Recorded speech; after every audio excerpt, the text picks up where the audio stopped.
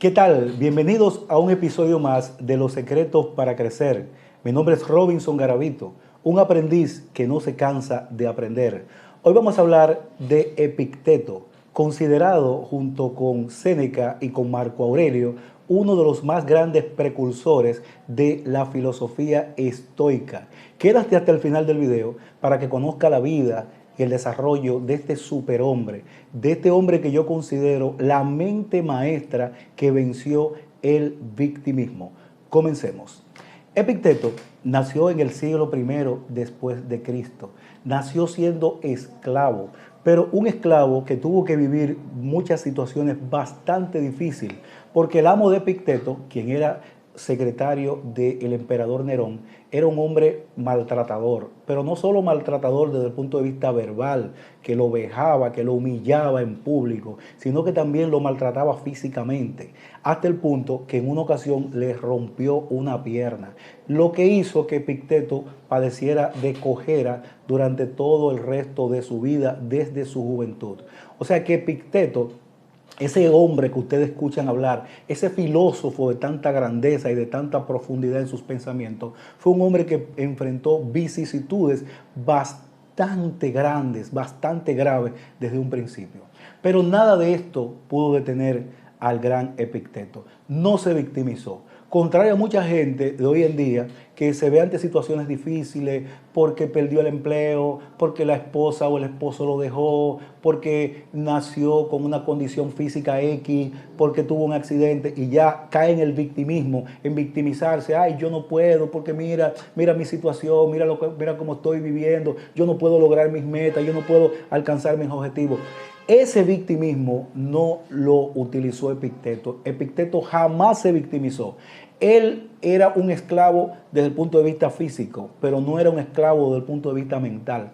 Mentalmente, Epicteto era libre y sin importar que su amo lo humillara en público, lo vejara, lo maltratara físicamente, él estaba claro, él sabía hacia dónde quería llegar. Cuando tú sabes cuál es tu meta, no importa que la meta esté lejos, si tú estás en el camino correcto, no importa lo que pase, no importa lo lejos que esté la meta, si tú estás en el camino correcto, tú vas a llegar. Epicteto sabía que más allá de la condición con la que él nació, de pobreza, esclavo, él sabía que él iba a llegar, iba a lograr su objetivo, porque dentro de él no dejaba de cultivar el intelecto. Imagínense, ese esclavo se nutría con la filosofía de Sócrates. Sócrates fue su maestro. Entonces era un hombre que estaba más allá del maltrato físico y del maltrato verbal.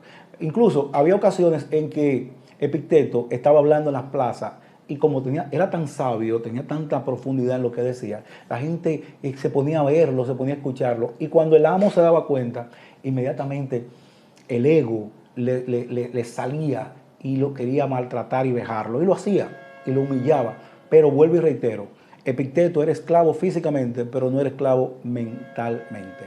Hubo algo que sucedió en la vida de Epicteto que cambió para siempre su destino, o mejor dicho, que cambió el curso de su destino, si pudiera decirse de esta manera. Y fue que al lugar donde vivía Epicteto, en Roma, llegó un filósofo estoico que era considerado para la época el Sócrates de Roma. Oigan bien, el Sócrates romano. O sea, para alguien considerarlo el Sócrates de Roma, tenía que ser un hombre muy inteligente. El nombre de este filósofo era Musonio Rufo. Musonio Rufo fundó una escuela de estoicismo en la que Epicteto se inscribió, porque Musonio Rufo tenía la intención de que no solo los políticos, los empresarios, las personas encumbradas pudieran aprender filosofía estoica, sino que también los esclavos y las mujeres, lo que le permitió a Epicteto inscribirse. No sé cómo pudo hacerlo, porque con un amo como el que él tenía, que lo quería maltratar, que lo quería limitar en todo, pero Epicteto se las engendró para estudiar filosofía estoica con Musonio Rufo.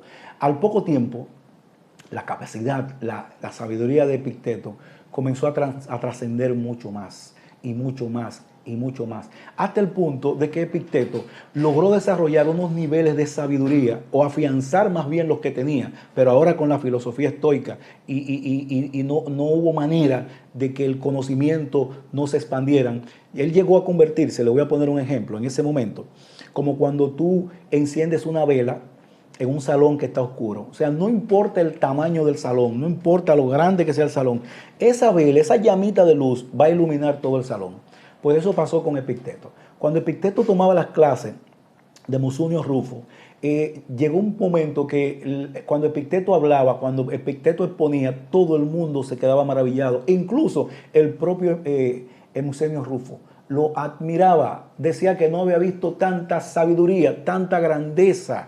Ese fue Epicteto, un hombre que nació esclavo, que a diferencia de Séneca y de Marco Aurelio, dos también grandes precursores del estoicismo, no tuvo ningún tipo de privilegio. Por ejemplo, Marco Aurelio era un emperador de Roma, uno de los más grandes emperadores que ha tenido Roma.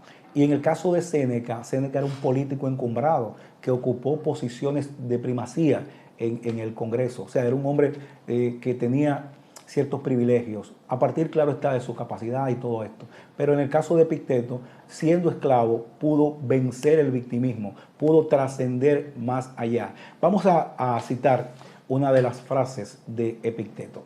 Las cosas por sí mismas no nos perturban, ni pueden hacernos daño.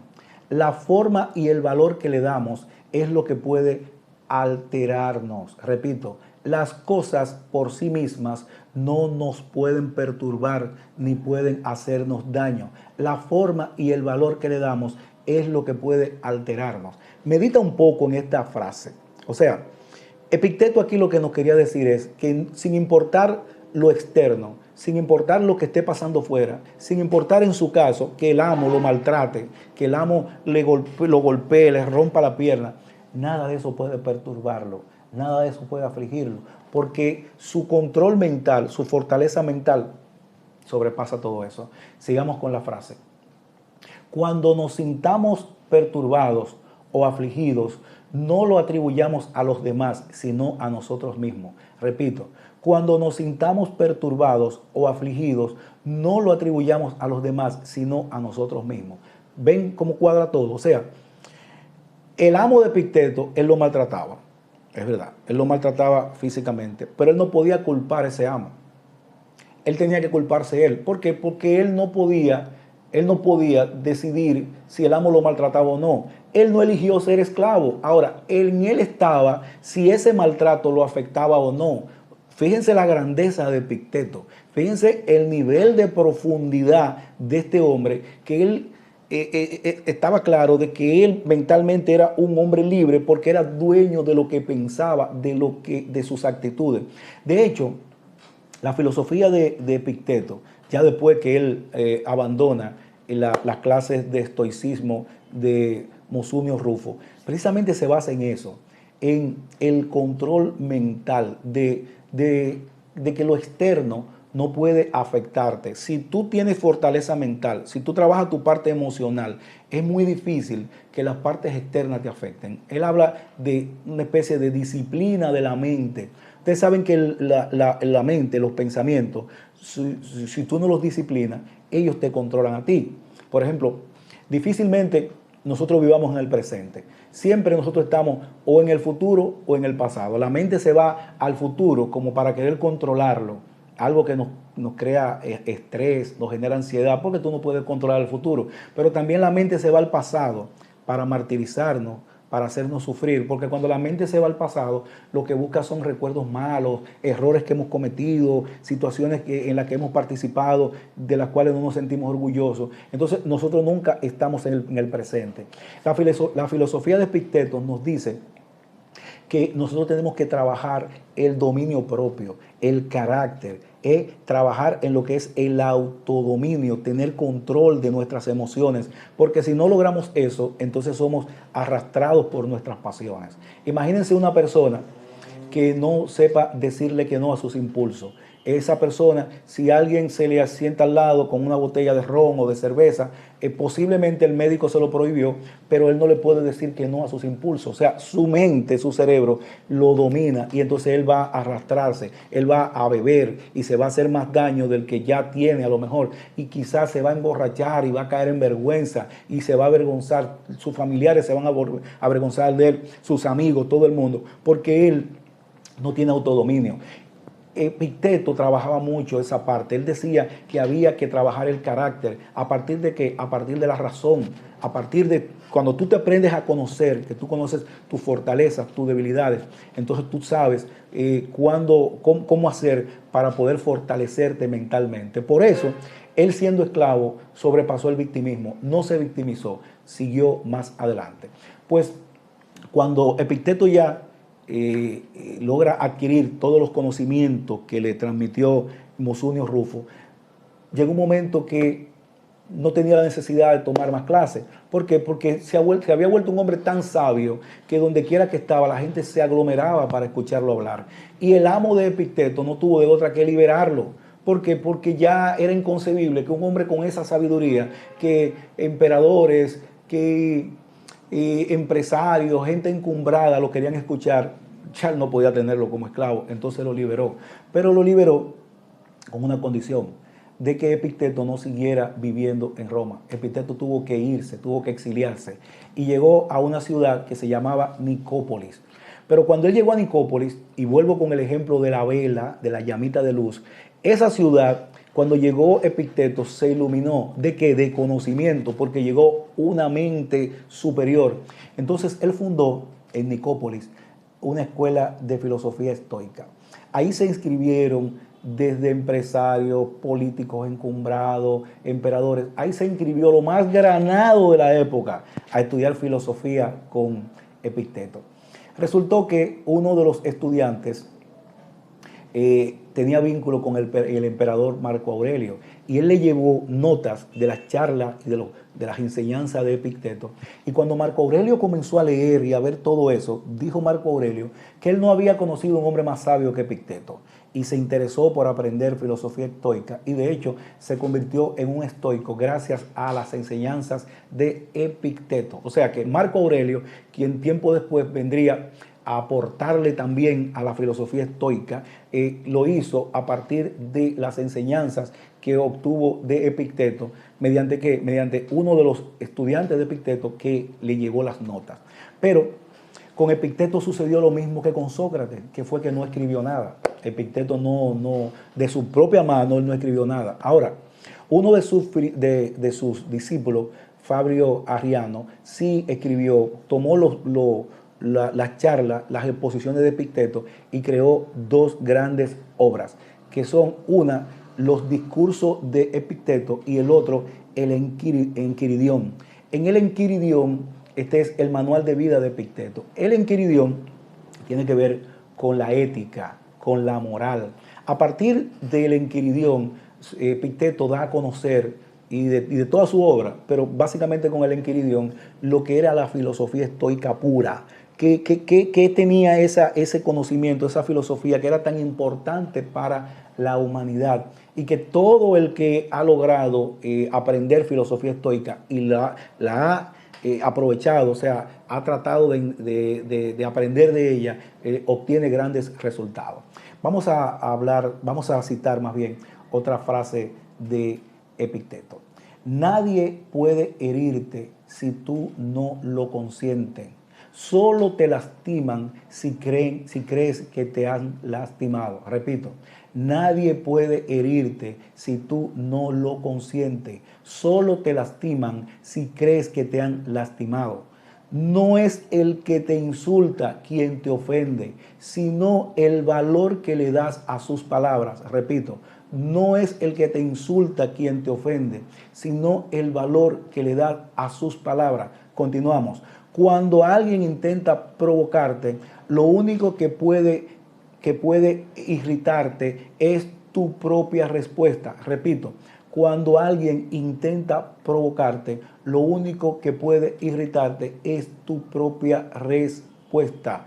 Procura entonces alejarte ¿Para qué? Para que tomes partido, para que ganes tiempo, y puedas entonces entrar en control de tus emociones. O sea, esa persona que trata de provocarte, aléjatele para que puedas luego ganar tiempo y entrar en control de tus emociones. Fíjense la profundidad de la filosofía de Epicteto. O sea, un hombre que dice que nada externo te puede afectar, que quien te afecta es ti mismo. Eres tú mismo que te afecta. O sea, porque tú le concedes el valor a lo que esa persona dice para que eso te pueda afectar. Y es verdad, las personas dicen cosas, las personas hablan cosas, pero tú eres quien decide si esas cosas que ellos dicen de ti te afectan o no.